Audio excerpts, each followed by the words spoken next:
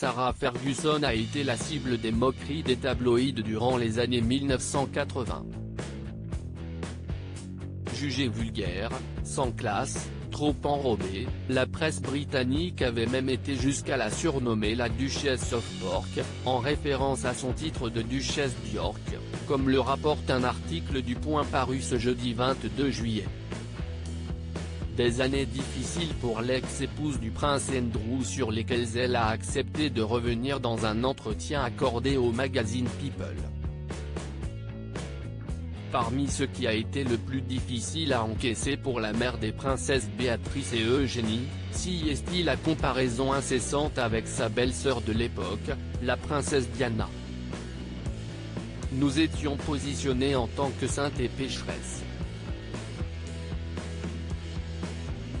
Dans les années 1980, il y avait Diana, qui était belle, et Fergie, grosse et mal fagotée, a indiqué Sarah Ferguson. Et d'ajouter, nous étions juste là pour que cette presse gagne beaucoup d'argent.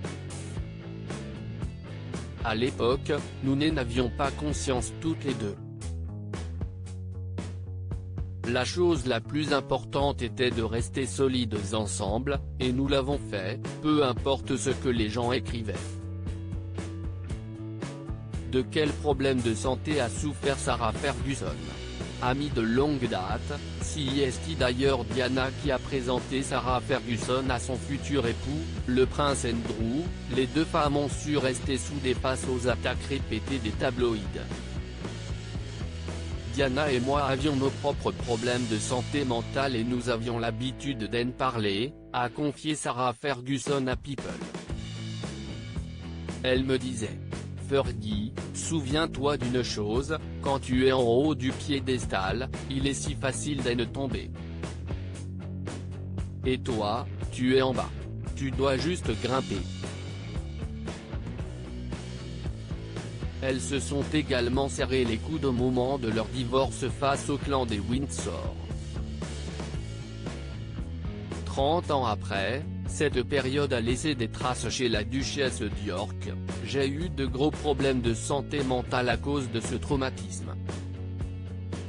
Cela m'a demandé beaucoup de travail parce que je croyais chaque mot que les premières pages des tabloïds publiaient sur moi.